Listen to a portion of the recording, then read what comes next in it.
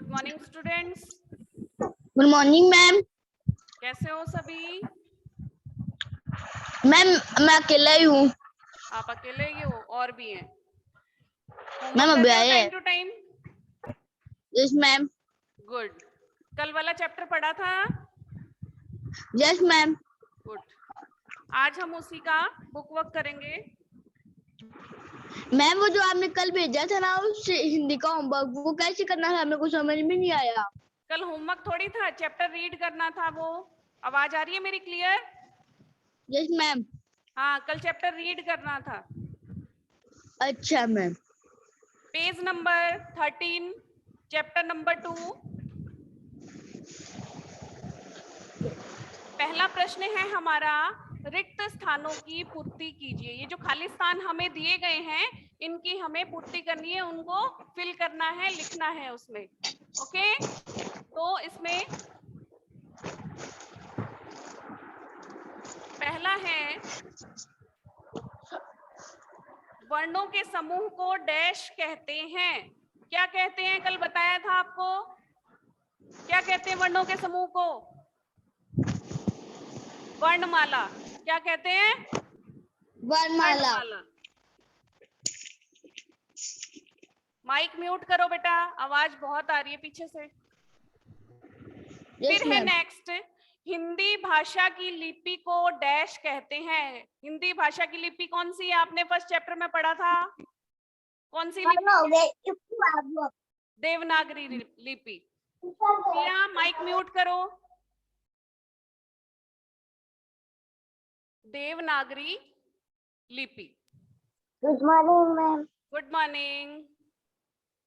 Mic mute करो बेटा।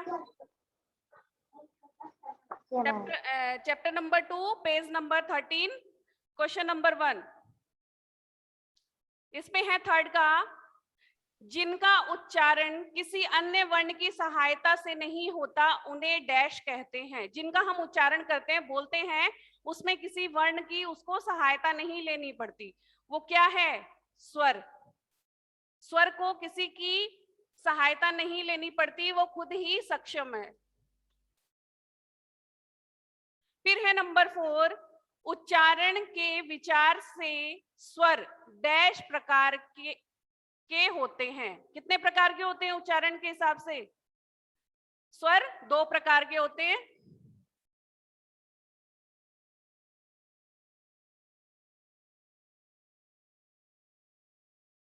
कौन कौन से होते हैं? 2 आपकी बुक में आए नहीं है, ह्रस्व और दीर्घ। जो स्वर होते हैं वो 2 प्रकार के होते हैं, छोटा और बड़ा। ह्रस्व मतलब छोटा और दीर्घ मतलब बड़ा। अब है नंबर 5, बनावट या रचना की दृष्टि से स्वरों के डैश भेद हैं। स्वरों के कितने भेद हैं? 5। मैम ये लिखना है क्या? हाँ, लिखते जाओ, अगर लिख सकते हो तो, नहीं तो बाद में तो फोटो सेंड कर दूंगी मैं। अगर लिख सकते हो तो लिख लो। हाँ, फिर है हमारा प्रश्न नंबर ख, जिसमें है निम्नलिखित प्रश्नों के उत्तर लिखिए। जो ये प्रश्न दिए गए हैं, इनके हमें उत्तर लिखने हैं। पहला प्रश्न है, व्यंजन किसे कहते हैं? व्यंजन किसे कहते हैं? पढ़ा हुआ है आपने सबने। व्यंजन की परिभाषा है, देखो पेज नंबर 9, ऊपर से नंबर 2, व्यंजन जिन वर्णों के उच्चारण में स्वरों की सहायता ली जाती है उन्हें व्यंजन कहते हैं। जो व्यंजन जब हम बोलते हैं तो उनमें हमें स्वरों की सहायता लेनी पड़ती है। जिन वर्णों को हम बोलते हैं मुंह से, उन व्यंजनों को क्या कहते, उन वर्णों को क्या कहते हैं? व्यंजन, जिसमें स्वरों की सहायता ली जाए। जिन वर्णों के साथ बोलने में हमें स्वरों की सहायता लेनी पड़े, वो व्यंजन कहलाते हैं। फिर है प्रश्न नंबर 2, वर्णमाला से आप क्या समझते हैं? वर्णमाला की परिभाषा है क्या इसमें? हाँ है। पेज नंबर 8, नीचे से ये जो बॉक्स बना हुआ है, इससे ऊपर वाली लाइन जो ग्रीन सी है, ग्रीन पट्टी है, उसके अंदर रेड कलर से लिखा है किसी भी भाषा के क्रमबद्ध समूह को वर्णमाला कहते हैं। कोई भी भाषा का क्रमबद्ध यानी सीक्वेंस से, सीरियल से जो भी समूह लिखा जाता है क से ह तक या अ से ओ तक, वो जो क्रमबद्ध समूह है वो वर्णमाला कहलाता है। तो ये आपका उत्तर नंबर 2 है। फिर है प्रश्न नंबर 3। माइक म्यूट करो हर्षित, अनन्या, अर्पिता। वर्ण किसे कहते हैं, ये कितने प्रकार के होते हैं? तो इसकी परिभाषा भी आपकी बुक में ही है, पेज नंबर 8, सबसे ऊपर वाली लाइन। वह सबसे छोटी ध्वनि जिसके खंड ना किए जा सके या टुकड़े ना किए जा सके वो वर्ण कहलाती है। और इसके क्या पूछे हैं, कितने प्रकार होते हैं? इसके 2 प्रकार होते हैं। पेज नंबर 9 पे वर्ण के 2 प्रकार होते हैं, पहला स्वर और दूसरा व्यंजन। ये दोनों चीजें आपको लिखनी है। अब है प्रश्न नंबर 4, स्वर और व्यंजन में अंतर बताइए। पेज नंबर 9 पे इसका आंसर है, सबसे ऊपर स्वर दिया हुआ है 1 नंबर पे और 2 पे व्यंजन। तो स्वर की परिभाषा आ जाएगी पहले, जिन वर्णों का उच्चारण किसी अन्य ध्वनि की सहायता के बिना होता है उन्हें स्वर कहते हैं, और इनकी संख्या कितनी होती है, 11। फिर है नीचे व्यंजन। स्वर कौन कौन से होते हैं ये भी आप लिख सकते हो, ए, आ, ई, उ, और टोटल 11 भी लिख सकते हो। फिर है नीचे व्यंजन, जिन वर्णों के उच्चारण में स्वरों की सहायता ली जाती है उन्हें व्यंजन कहते हैं। हिंदी में 35 व्यंजन हैं। अमान, माइक म्यूट करो। तो ये इसका आंसर है नंबर 4 का। और नंबर 5, संयुक्त व्यंजन किसे कहते हैं, उदाहरण सहित बताइए। तो संयुक्त व्यंजन की परिभाषा आपकी आई हुई है इसमें।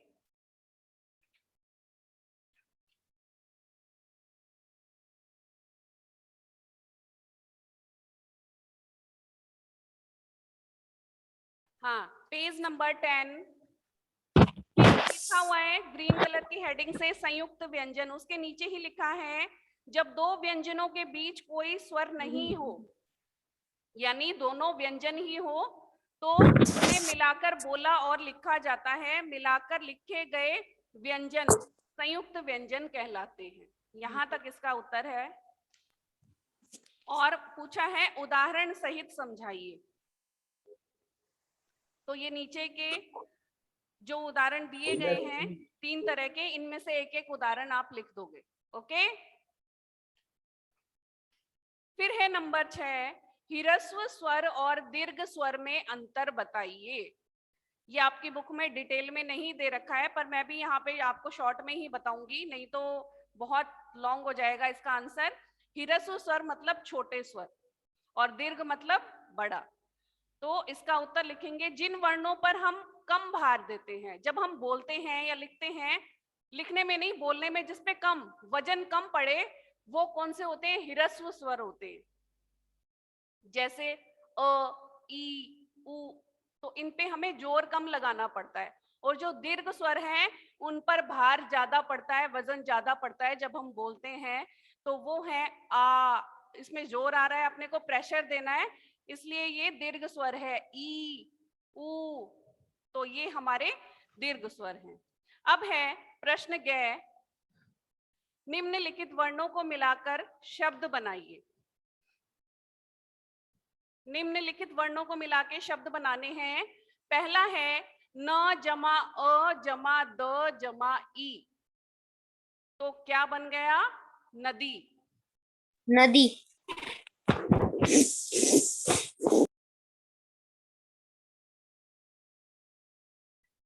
प जमा आई जमा स जमा आ, पैसा।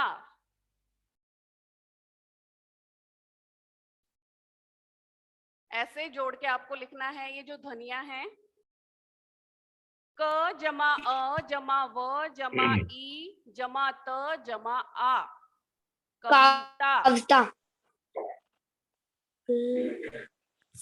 माइक म्यूट करो, आप सुनते जाओ बेटे। फिर है नेक्स्ट त जमा ई जमा त जमा अ जमा ल जमा ई, तो क्या बन गया? तितली। हेलो अरमान माइक म्यूट करो। मैम, ये लिखना है क्या?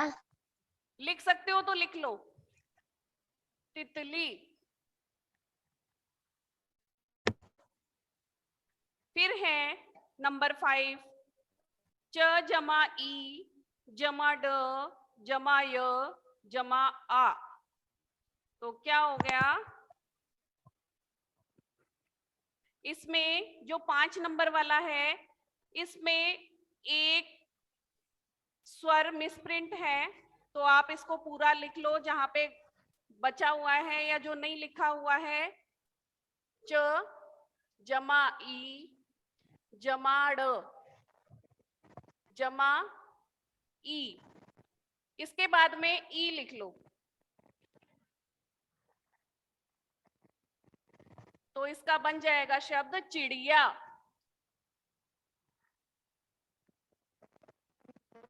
यहाँ पे ई नहीं लिखा हुआ है, ये आप लिख लो।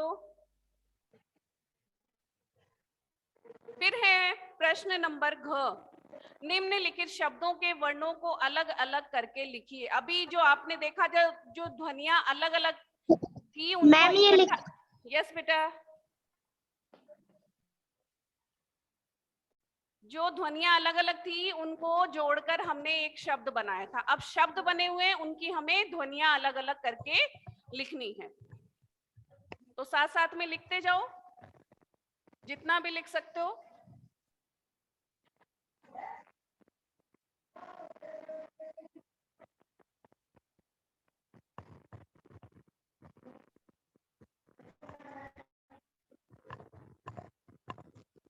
पहला है स्वतंत्र, तो इससे बना हुआ है स जमा व जमा अ जमा त जमा अ जमा न जमा त जमा र जमा अ, ये बना हुआ है उदाहरण। अब है नेक्स्ट विजय, तो विजय का हमें लिखना है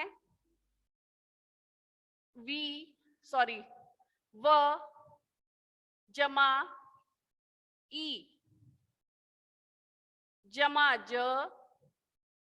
जमा अ जमा य जमा अ, विजय। ओके।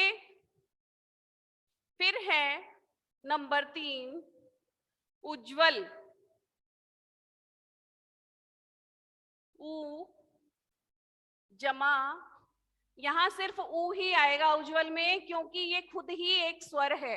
अगर व्यंजन होता तब हमें इसके साथ में स्वर जोड़ना पड़ता, पर ये खुद ही स्वर है तो इसमें इसके साथ में स्वर नहीं आएगा। जमा ज जमा ज, ये छोटी लाइन सबको लगानी है, अगर छोटी नहीं लगाओगे तो ये जो वर्ण है आपका बड़ा माना जाएगा और फिर कट जाएगा, इसलिए छोटी लाइन जहां जरूरत है वहां लगानी है आपको।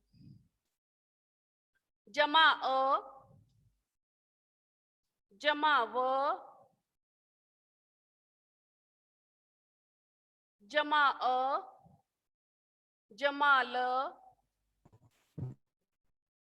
जमा अ, उज्जवल। फिर है नंबर 4 ब्राह्मण,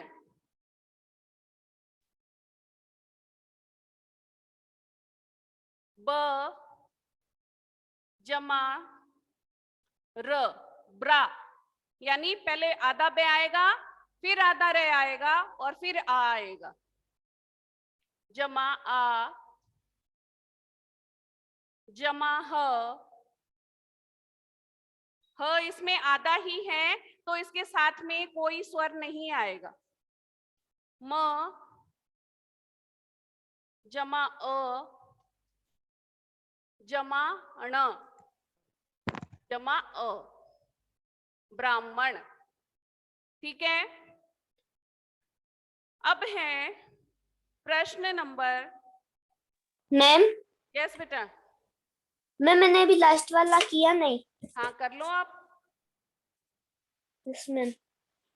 कर लो, साथ के साथ कर लो, जितना भी होता है। सभी बच्चे साथ में करते रहें, अगर कोई चीज छूट जाए तब आप उसमें देख सकते हो फोटो में। Yes ma'am yes. हमने ना पहले वाला नहीं लिखा, आपने इरेज कर दिया वो। अच्छा, मैं पिक सेंड कर दूंगी बेटा, है ना। ठीक। फिर है हमारा प्रश्न च, सही विकल्प पर सही का चिन्ह लगाओ। ये जो सही, मैम यस बेटा,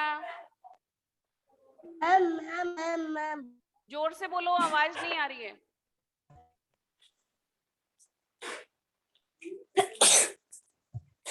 हेलो माइक मैम। म्यूट करो, कुछ पूछना है तो बोल सकते हो। मैम आप इसकी पिक्चर सेंड करेंगी क्या? हाँ पिक्चर सेंड करेंगे, पर जितना लिख सकते हो उतना लिख लिया करो। मैम दोनों के एक ही क्या पिक। दोनों की आएगी? जितना काम करवा दिया सबकी आएगी। फिर है हमारा प्रश्न च, सही विकल्प पर सही का चिन्ह लगाओ। जो हमारे सही ऑप्शन है, सही विकल्प है, 1 2 3 4 जितने विकल्प हैं उनमें से जो भी, माइक म्यूट करो बेटा, हर्षित, अरमान,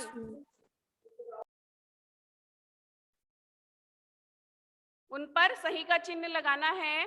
पहला प्रश्न है श, श, स, ह, ये 4 व्यंजन है। कल मैंने बताया था ये कौन से व्यंजन है, स्पर्श व्यंजन या अंतस्थ व्यंजन या ऊष्म व्यंजन। कौन से व्यंजन है?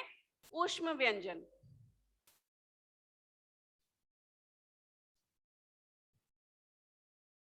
नंबर 3 ऊष्म व्यंजन, इस पे राइट लगाओगे। फिर है नंबर 2 च, छ, ज, झ, इय, ये 4 व्यंजन हैं। क वर्ग में, च वर्ग में, प वर्ग में। तो ये चारों 5 व्यंजन हैं च वर्ग में।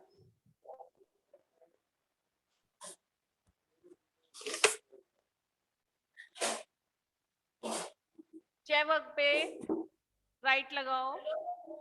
फिर है लास्ट अयोगवा श, त्र, य, श्र, व्यंजन कहलाते हैं। स्पर्श व्यंजन, संयुक्त व्यंजन और अयोगवाह व्यंजन, तो ये कहलाते हैं संयुक्त व्यंजन, क्योंकि 2 व्यंजनों से मिलकर ये बने हैं और इनके बीच में कोई भी स्वर नहीं आता।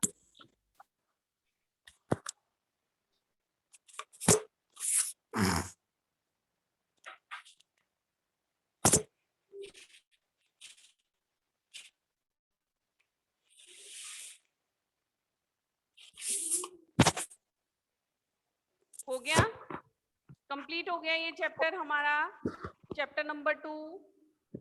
इस बुक वर्क में सब चीज समझ में आ रही है? किसी को कोई चीज नहीं समझ में आ रही तो पूछ सकते हो आप। Yes ma'am. नेक्स्ट क्लास में मैम यस बेटा बोलो, कोई प्रॉब्लम है क्या Harshit? No ma'am. Next class में 3rd चैप्टर आप पढ़ के आएंगे। नेक्स्ट वीक जो भी क्लास होगी 3rd चैप्टर पढ़ेंगे, मैम करेंगे। हाँ जी बेटा। मैम यस मैम आप इसके क्वेश्चन मैम से सेंड कर देना। हाँ सेंड कर दूंगी। हेलो मैम मैम जी मेरा नहीं हुआ। सेंड कर देना। ओके